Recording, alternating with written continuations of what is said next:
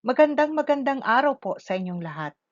First of all, let me congratulate the staff of the Department of OBGYN of the Dr. Jose N. Rodriguez Memorial Hospital for organizing this postgraduate course. Secondly, I would like to thank you for inviting us to be a part of this postgraduate course. Why did I say us? Because I come here to represent TKT Philippines. However, please be informed that this presentation is mine. Everything here is based on available literature. My dear friends, let me introduce you to Joanne. She is a very typical teenager who loves going out with friends, engaging in several activities. However, when she was 13, she started having sex, became pregnant at 14, and gave birth at 15. She's from Navotas. She also has another sister, Josa. They are both teenage mothers.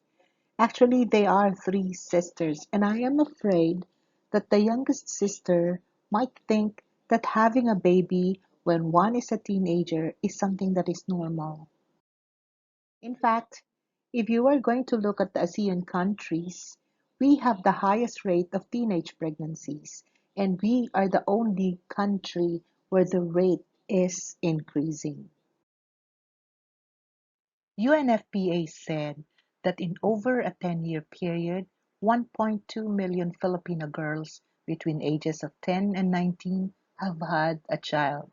That means 24 babies per hour. What's more alarming is the fact that the recent data from the Philippine Statistics Authority states that the live birth rates among the 10 to 14 age group continues to increase. Although the birth rate in the 15 to 19-year-olds decreased, please take note that we are still talking about hundreds of thousands of births here. In 2020, of the 1,433,000 Filipinas who gave birth in our country, 2,534 came from children ages 10 to 14 and 140,000 from those ages 15 to 19. My dear friends, we're talking about 7 young adolescents giving birth every day. In fact, 48% of these deliveries came from Davao and 46% from northern Mindanao. What's more heartbreaking is that if we are to analyze the fertility rate among the adolescents, it has increased steeply over the past 5 years. In fact, during the COVID times, fertility rate went up. Our children were supposed to be at home. What does this mean? Are we not protecting them? I think yes. We in the Philippine OBGYN Society agrees with the World Health Organization that adolescent pregnancy is a big problem. Mothers will face higher risks of eclampsia, puerperal endometritis, systemic infection, plus their babies face a higher risk of low birth weight, preterm delivery, and severe neonatal associations. 12 million girls give birth every year. 10 million are unintended pregnancies. Of the 10 million, 5.6 will end up with abortions, and of these, 3.9 are unsafe, thus further contributing to maternal mortality, morbidity, and lasting health problems. Several factors contribute to the poor outcome of adolescent pregnancy, the most important of which is an unstable home environment. With an unstable home environment, these can happen to children who are experiencing alcohol, tobacco, and substance abuse. Because they don't have a good environment, they will have poor nutrition and they will not go for prenatal care because they are hiding their pregnancy. Simply, they will have poor social support. All of these makes teenage pregnancy a bad experience. There are two periods of fast growth in human life. First is the first 2 years of life, followed by the period of adolescence. This is the time when the different systems undergo rapid growth and maturation. The problem is their ability to reproduce is gained before their ability for cognitive, for rational thinking. Malnutrition is very common in our country, even among the normal age, the reproductive age group. Around 20% of the reproductive age group women will have malnutrition. And if a woman is a teenager, that is equal to 35% or one in every three pregnant teenager. Limited social support contributes to an unfavorable outcome in teenage pregnancy, but it can also be a result of the teenage pregnancy per se. These children will have a higher rate of substance abuse. They will not be able to finish their schooling, and because of that, there is a lesser chance of employment. There is a high pregnancy of repeat pregnancies within 2 years. There would be poor emotional well being, and there would be a higher level of partner violence among these teens. Studies of the UNFPA in the Philippines in 2016 have shown that if a teenager becomes pregnant before 18, they will only have a 65% chance of finishing high school compared to when they have this pregnancy after 20 years old. Economy-wise, their spending power is less. If a child finishes high school, there is a possibility that he can be employed and he can earn 361 pesos a day. If this child did not finish high school because of poverty, she can still probably earn 226 pesos a day. But these studies have shown that for those children who did not finish high school simply because they became pregnant, the chance of earning is only 46 pesos a day. Ano na lang ang mabibili mo in 46 pesos a day? The adolescent year is a period of confusion. People will say that they are too old to be children, but they're too young to be adults. People will always tell them, "Why are you in a hurry?" The truth is, adults, especially parents, should show these children that we care. We have to connect. We have to communicate with the adolescent. Advise them. Tell them that it's natural to feel confused. Tell them it's natural to feel awkward. Tell them it's okay. Reassure them that these changes are normal. It's part of growing up, and encourage them to talk about their feelings and ask questions about this. Don't tell them, "Ano ba? Napaka-petty niyan. Teenage lang. Anong problema mo? Mas malaki problema ko sa'yo." Give them time so that they will continue talking to you. Why do we have to do that? I want you to remember that a child's brain is not an unused adult brain. It is still undeveloped. The development of the child's brain comes from the back to the front. What is the difference? The front is the area of reasoning. The front is the area of understanding, logical thinking. The back is the area of pure living, pure pleasure. In fact, studies have shown that the last to develop among the different systems would be the brain. The first to develop is the reproductive system. Therefore, a teenager is structurally and functionally vulnerable to impulsive sex because sex is somewhere here, right? Sex is for reproduction, is for pleasure. All they want is pleasure. They will succumb to the influences of impulsive sex.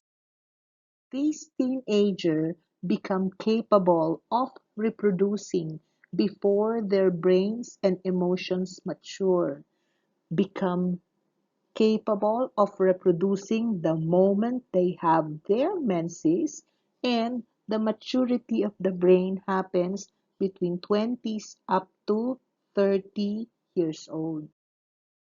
30 years old? Yes. Francis Jensen, a popular biologist who studied connection or the maturity of the human brain, have shown that these connection or the establishment of a good brain function is at 25 to 30 years old. So now you know bakit ganyan ang reaksyon ng ating mga residents. Why do we have to encourage talking? Studies have shown that if a teenager is comfortable talking to a parent, talking to an adult about sex, they are unlikely to have unplanned pregnancies or contract STD. Talking sex with them is not a taboo. They know. Do not underestimate them because this is pleasure. They find a way. That is why comprehensive sexual education is already a part of the curriculum in the high school. So, when is the best time to talk about sex? I say when the opportunity arises, when they ask about it, or when their menses start, or when they have changes in puberty. That's the time when you can talk about sex. Are the laws protecting our teens? Yes. Our country had the lowest age of consent, 12 years old, which means a 12-year-old can say yes to sex legally. You are only considered to be raping a child if you had sex with an 11-year-old and below. That's ridiculous.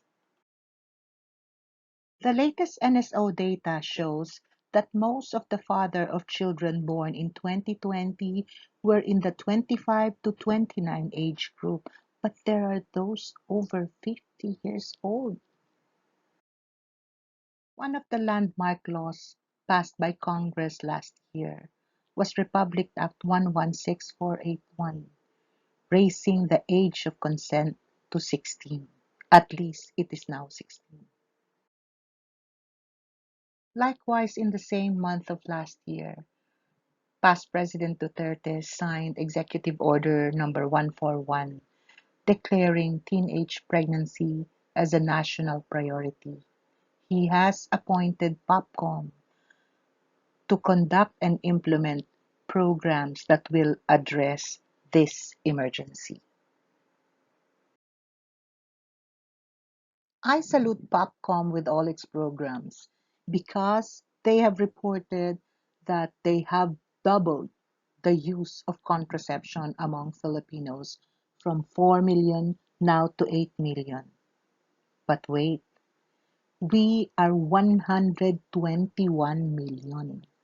Only 9 million uses contraception?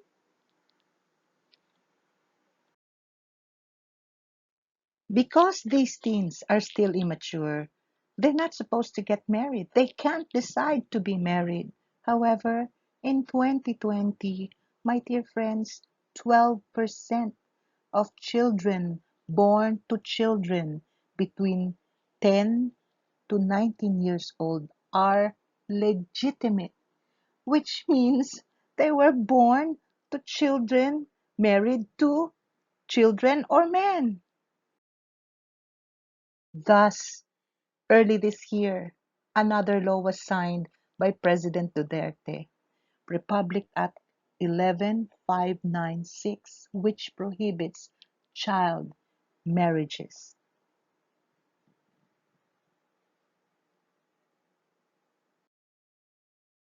Yes, we know the importance of sex education. In fact, if you would remember, we have two programs in POGS. The first program is AHIP, where we educate and we counsel teenagers how to respond to different stressors. We have a second program that is Project Prepare, where we try to talk to both adults and the adolescents. We even talk about contraception depending on the age of our audience. But Dr. Alensuela, why are you talking about contraception to these adolescents? The reproductive health law was clear. These minors are not allowed access to modern methods of family planning without the consent of a parent of a guardian. Yes, without a consent, but there's a but. No person shall be denied information and access to family planning services. We are just giving information because knowledge is power. Knowledge is power? Yes. Let me introduce you to another teen mother. In 2017, Raline gave birth to her first child. She was advised to go for family planning, but she said, no, I'm not going to become a mom. However, in 2019, she gave birth again, a repeat pregnancy, something that we need to address. In fact, Raline and her partner now lives in the North Cemetery because they are poor. They are both unemployed. They're not the only family who lives there. It's common to see families living in cemeteries. So the case of Ralin shows us a second problem among teens, a trend in repeated pregnancies. And in this report, it has shown that this indeed is a big problem in our country. Teenagers for the past 2 decades constantly have a high repeat pregnancy prevalence, not only in the Philippines but among other developing countries as well. This has to be addressed, and only contraception is the answer to this problem. There are so many methods of contraception available in our country, available not just for the adolescents, but available for all women who are engaging in sex. And studies have shown that for the adolescents, it is best to give them the most reliable, the long-acting reversible contraceptives like the IUD, the injectables, and yes, maybe the pill.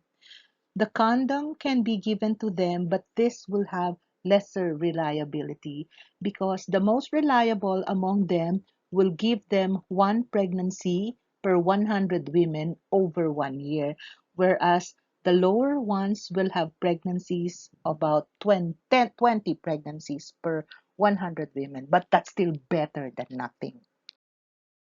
The Philippine OBGYN Society concurs with the American College of OBGYN that the long-acting reversible contraceptive should be the priorities for these children having children so that we avoid repeat pregnancies and we avoid initial pregnancies. However, several concerns have been raised among these long-acting reversible contraceptives. One would be the IUD. There are those who would say IUDs may not be good for our adolescents because before they said adolescents should not be given IUDs, whether it's levonorgestrel IUD or copper containing IUD. In 2017, the POGS Task Force on Family Planning, together with the Philippine Society for Responsible Parenthood, came up with a clinical practice guideline. And in this guideline, they have mentioned that IUDs are safe and appropriate for adolescents. It is safe during breastfeeding. Another long-acting reversible contraceptive that is endorsed by POGS and PSRP is the MPA. However, concerns about the use of this contraceptive for the adolescents is not unfounded. It is known that the MPA affects the bone mineral density. However, According to the US medical eligibility criteria, among adolescents, the benefit of DMPA definitely outweigh the risks.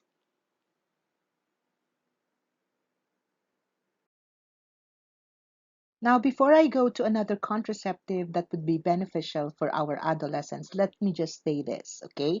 I know that we are supposed to discuss the side effects of the contraceptives that we counsel for our patients. We tell them that for DMPA, there's a chance of amenorrhea, there's a chance of irregular bleeding, but not all patients will have that. Only 30% to 40% will have irregular bleeding and spotting, and this will happen only in the first 3 months. After 3 months, the irregular bleeding will disappear. Do not highlight the side effect, highlight the advantage. The advantage is this will be a long acting reversible contraceptive. Inject and then forget, come back after 3 months. And the irregular bleeding for our patients are easily managed. The first is to increase the frequency of DMPA.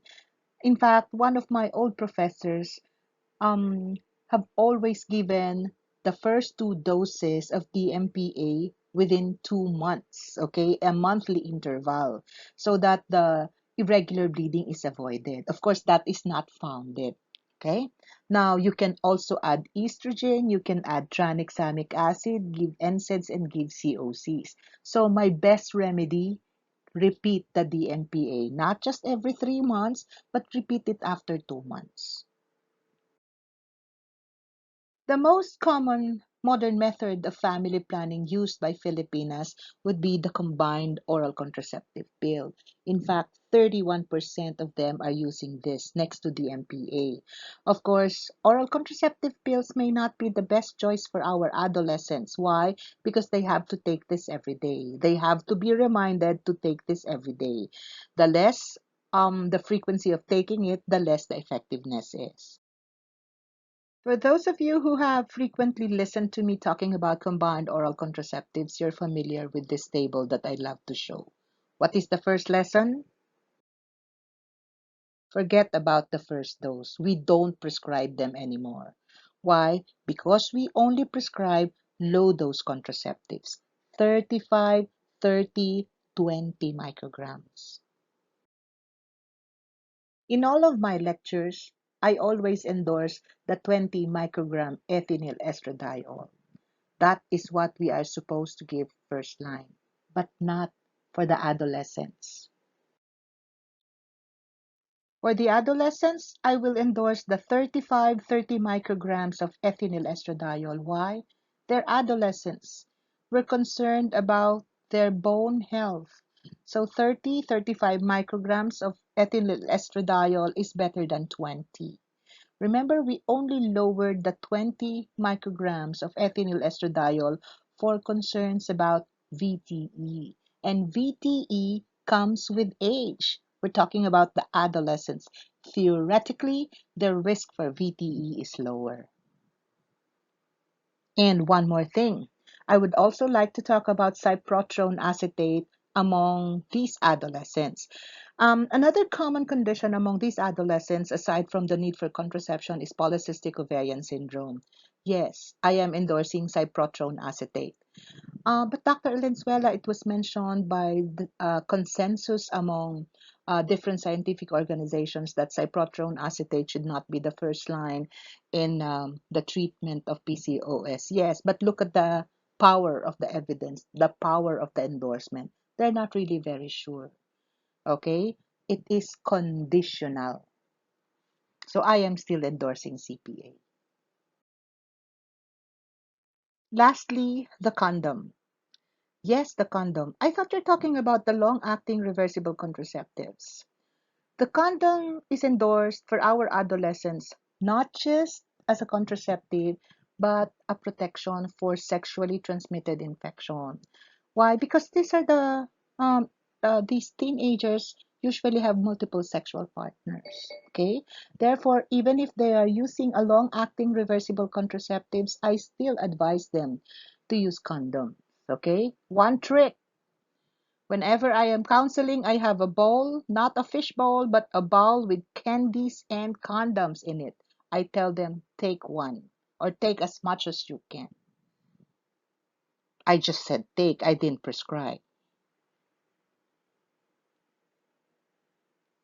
The condom is very good if it is used perfectly, 98% effectivity, better than no contraception at all. So, I have come to the end of my talk. Nakakapangilabot. Teen pregnancy is more in the Philippines. We have to do something about it. Society needs to help our teenagers. They are still children. And according to the WHO, the first to help should be the healthcare system. The schools are doing their job. They're giving comprehensive sexual education. The laws are done. The families need to protect and nurture these children. And what does the Philippine OBGYN Society do? The Reproductive Health Group 2, which addresses teen pregnancies. AHIP and PREPARE. AHIP is for the younger adolescent, PREPARE is for the older adolescent. And when an adolescent engages in sex, that is violence against children. And we need to teach our adolescents family planning. With that, I would like to thank you all. Maraming salamat po for your time.